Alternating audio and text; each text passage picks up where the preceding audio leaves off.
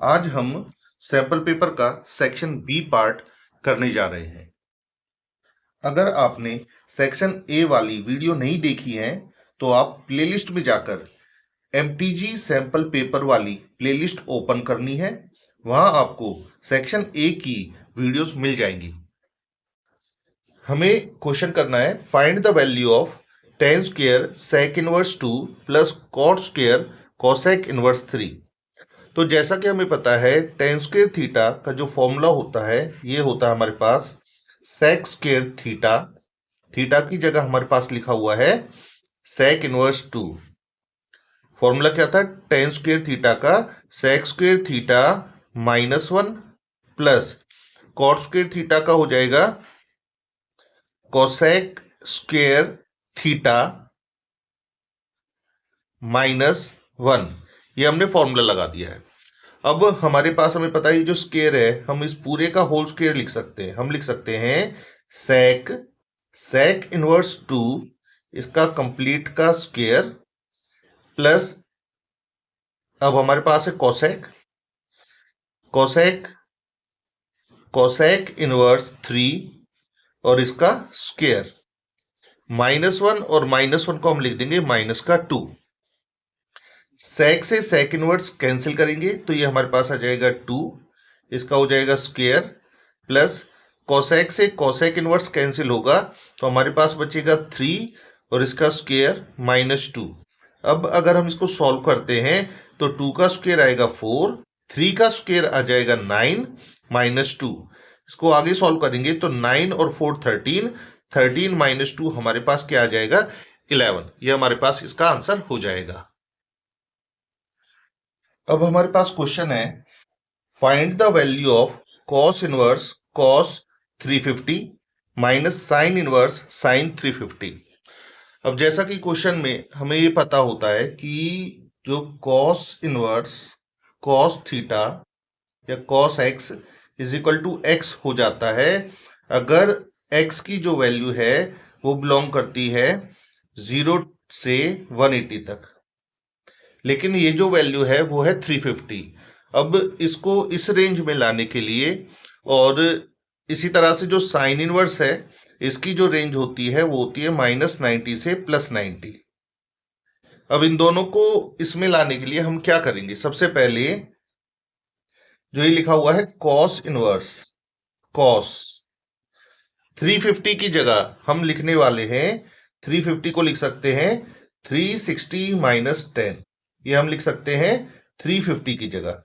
इसी तरह से साइन के अंदर भी हमें यही लिखना है कि जो ये 350 है इसे हम लिख सकते हैं 360 - 10। अब जैसा कि हमें पता है 360 - 10 360 डिग्री होता है यहाँ पर एंगल, तो 360 में से माइनस करेंगे तो हम किस क्वाड्रेंट में पहुंच जाते हैं? फोर्थ क्वाड्रेंट में। और फोर्थ क्वाड्रेंट कॉस का ही होता है, इसलिए यहाँ पर जो कॉस की वैल्यू आएगी वो प्लस में आएगी।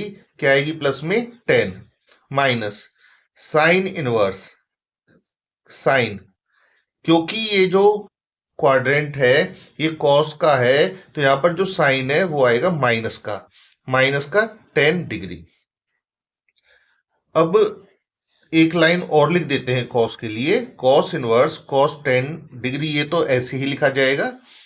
अब इसके अंदर जो साइन है, साइन में ये माइनस हम अंदर ले जाते हैं तो ये हो जाएगा साइन -10 डिग्री। सॉल्व करते हैं, क्योंकि ये 0 से 180 की रेंज में आ गया है तो इसलिए हम इसे क्या लिख सकते हैं?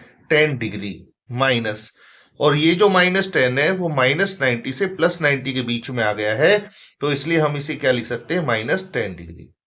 सॉल्व करते हैं तो ये हो जाता है 10 + 10, इसका मतलब होता है कितना?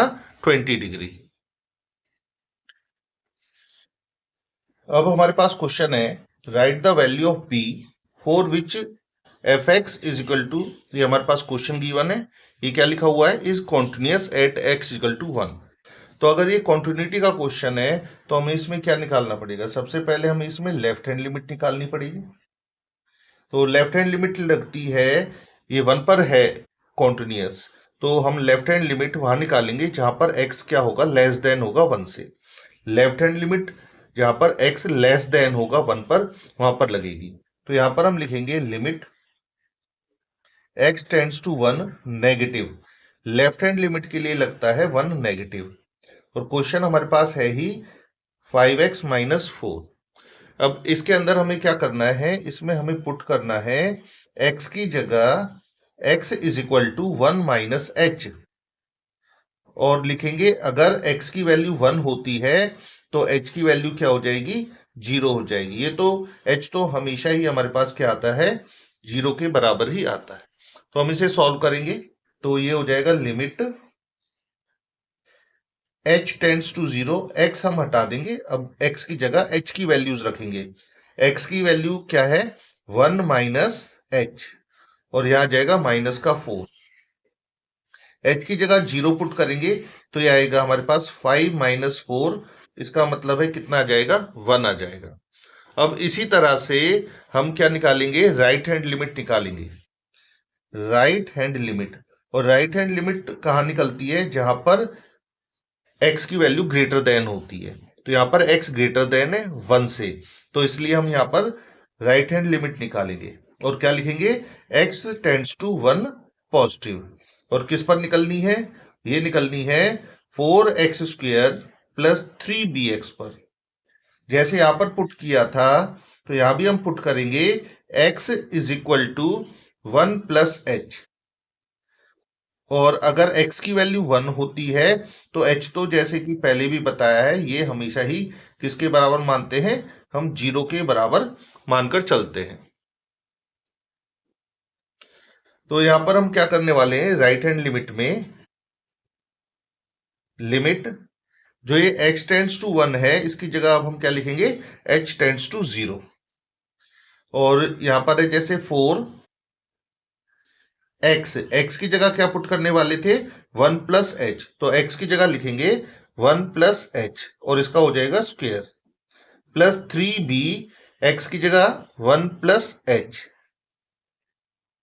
अब हम क्या करते हैं, h की जगह 0 पुट कर देते हैं, तो ये हमारे पास आएगा 4, इधर h की जगह 0 पुट करेंगे तो ये आ जाएगा हमारे पास 3b। अब जैसा कि हमें पता है कॉन्टिन्यूअस कब होता है, कॉन्टिन्यूअस का मतलब होता है कि जो लेफ्ट हैंड लिमिट है ये राइट हैंड लिमिट के बराबर हो, और f x a के बराबर हो। a हमारे पास यहाँ पर है 1, तो f a के बराबर हो, लेकिन हमारा तो काम लेफ्ट हैंड लिमिट मतलब 1 और राइट हैंड लिमिट मतलब 4 प्लस 3b से ही चल जाएगा। तो यहां पर हम सॉल्व करते हैं तो 1 माइनस 4 इज इक्वल टू आएगा 3b, minus 3 is equal to आ जाएगा 3b, और b की वैल्यू क्या आ जाएगी, यहां पर -1 आ जाएगी।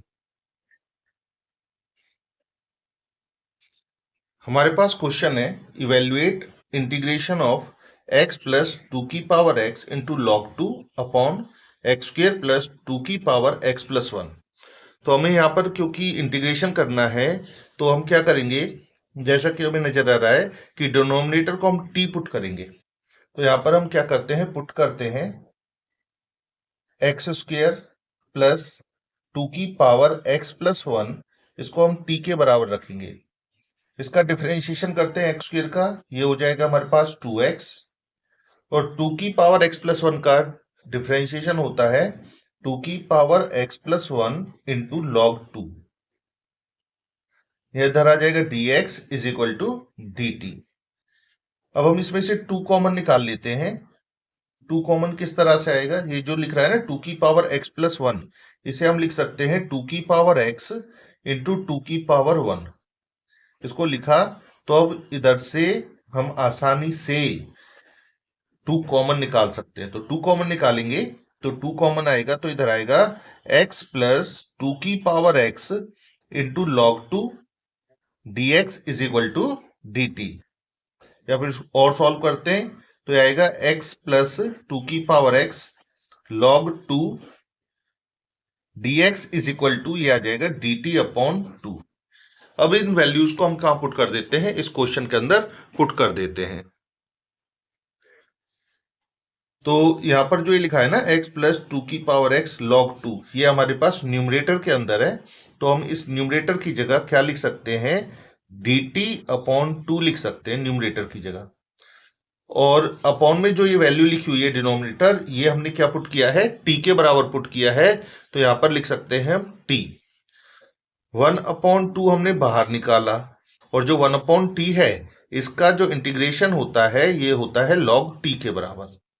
और t की वैल्यू हमारे पास क्या है, t की वैल्यू हमारे पास है x square plus 2 x plus 1, ये हमारे पास वैल्यू है। और प्लस में क्या आ जाएगा, यहां पर c आ जाएगा। क्वेश्चन हमारे पास है find the area bounded by the curve y equal to x⁴। क्योंकि यहां पर लिखा हुआ है y is equal to x⁴, क्योंकि इवन पावर है यहां पर, तो ये बिल्कुल पैराबोला की तरह बनेगा। और क्योंकि यहाँ y की पावर 1 है तो y एक्सिस के दोनों तरफ बनना है, ये बनेगा इस तरह से। आगे क्या है, x एक्सिस की बात करते हैं। ये हमारे पास x एक्सिस है और लिखा हुआ है x is equal to -2। x is equal to -2, इसका मतलब है ये एक लाइन होगी जो कि इधर से जाएगी, x इक्वल टू -2। ये हमारे पास लाइन बन जाएगी x इक्वल टू -2, और एक लाइन बननी है x इक्वल टू 2 + 2 हमारे पास यहां से बन जाएगी, ये हमारे पास बन जाएगी +2। तो एरिया निकालना है हमें पैराबोला x एक्सिस और -2 और +2 के बीच में। तो हम क्या करते हैं, हम 0 से लेकर 2 तक एरिया निकाल देते हैं, क्योंकि यहाँ पर x एक्सिस आ रही है। x एक्सिस का मतलब है हमें क्या लेना है, dx। हमें अब क्या फाइंड आउट करना है, हमें फाइंड आउट करना है एरिया। तो एरिया हम निकालेंगे 0 से 2 dx, x एक्सिस पर निकाल रहे हैं, और इधर लिखा जाएगी y की वैल्यू।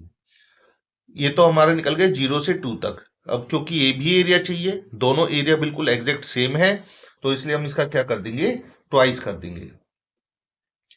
सॉल्व करते हैं इसको। 0 to 2 y की वैल्यू है हमारे पास x⁴। इंटीग्रेशन अगर हम करें, 2 हमने लिखा है ऐसे, x⁴ का इंटीग्रेशन करेंगे तो ये आएगा x⁵/5, और लिमिट है 0 से 2 तक।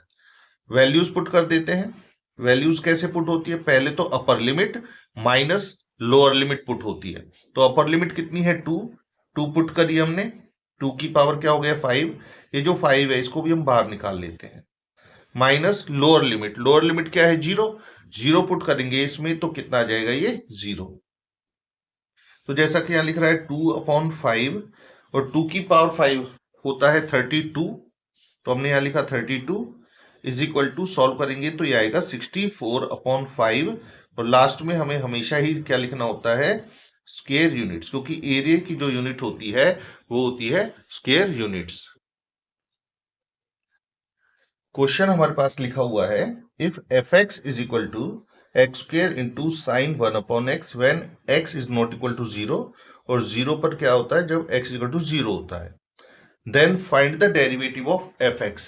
तो हमें इस तरह के क्वेश्चन का जो सॉल्यूशन है वो किस तरह से करना है। सबसे पहले हम लिखेंगे by definition of derivative, by definition of derivative at x is equal to 0। तो क्या डेफिनेशन होती है, जैसा कि आपने पढ़ा भी होगा 11th क्लास में कि f' x, फिलहाल हमें 0 पर निकालना है, तो f'(0) इज इक्वल टू, ये हो जाएगा limit h tends to 0 f of 0 plus h minus f0 upon में h। ये फॉर्मूला आपने 11th क्लास में भी पढ़ा होगा। तो इसे हम क्या लिख सकते हैं, इसे लिख सकते हैं हम लिमिट h टेंड्स टू 0। अब ये 0 प्लस h है, इसको डायरेक्ट हम क्या लिख सकते हैं, fh माइनस f0 अपॉन में h। तो ये हो जाएगा लिमिट h टेंड्स टू 0। अब यहां पर जैसा कि fh है तो हम यहां पर x की जगह h पुट कर देते हैं, तो ये हो जाएगा x² है, ये हो जाएगा h² sign 1/h minus f0। देखो जब x की वैल्यू 0 होती है तो fx की वैल्यू भी कितनी हो जाती है 0। तो यहां पर हम क्या लिखेंगे 0 अपॉन में क्या है ये h। सॉल्व करते हैं तो ये आएगा लिमिट h टेंड्स टू 0, ये 0 तो हट ही जाएगा, हमारे पास बचेगा h स्क्वायर साइन 1/h, और अपॉन में क्या है h, और इस h से h क्या हो जाएगा, कैंसिल हो जाएगा। अब हम यहाँ पर क्या करते हैं, h की वैल्यू 0 रख देते हैं। तो यहाँ पर अगर हम x की वैल्यू क्या रखते हैं, 0 रखते हैं, तो ये जो भी आएगा साइन 1/h, 0 के साथ किसी की भी मल्टीप्लाई करेंगे तो आंसर क्या आ जाता है, 0। तो ये हमारे पास इस क्वेश्चन का आंसर होता है। हमारे पास क्वेश्चन लिखा हुआ है, इफ ओपी की वैल्यू गिवन है एंड ओक्यू की वैल्यू गिवन है। तो क्वेश्चन लिखा है देन फाइंड मॉडुलस, एक तो मॉडुलस फाइंड आउट करना है और एक डायरेक्शन कोसाइंस निकालने हैं पी क्यू के। तो क्वेश्चन करने के लिए सबसे पहले तो हमें ये पता हो कि पी क्यू हमारे पास क्या है। तो पी क्यू निकालने के लिए हम क्या करते हैं, पी क्यू निकालने के लिए क्यू में से पी माइनस किया जाता है, मतलब ओ क्यू वैक्टर में से हम क्या माइनस कर देंगे, ओपी वेक्टर माइनस कर देंगे। तो ओ क्यू हमारे पास है 3i minus 4j plus 2k minus OP हमारे पास गिवन है 2i प्लस 3j माइनस का k।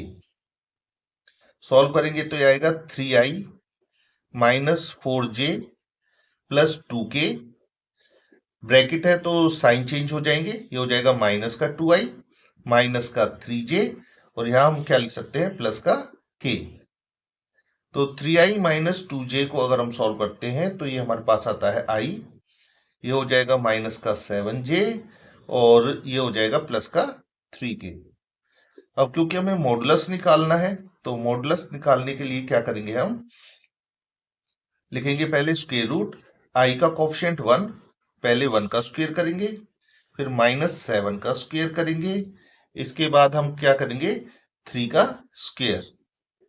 अब सॉल्व करते हैं, जैसे कि पता है 1 का स्क्वायर 1 होता है, 7 का स्क्वायर हो जाएगा 49, और 3 का स्क्वायर हो जाएगा 9, ये आ जाएगा हमारे पास √59।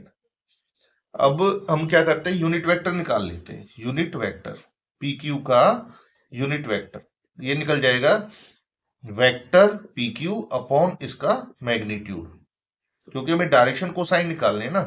तो क्या करते हैं, पहले तो हम 1 अपॉन क्या लिखेंगे, √59i माइनस 7 अपॉन √59j, और प्लस का 3 अपॉन √59k। अब हमें क्या, ये तो हो गया मैग्नीट्यूड, अब हमें डायरेक्शन कोसाइंस और लिखने थे। तो जो डायरेक्शन कोसाइंस होंगे वो हो जाएगा 1 अपॉन √59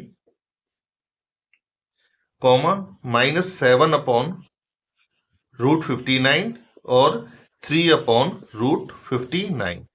ये हमारे पास क्वेश्चन सॉल्व हो जाएगा।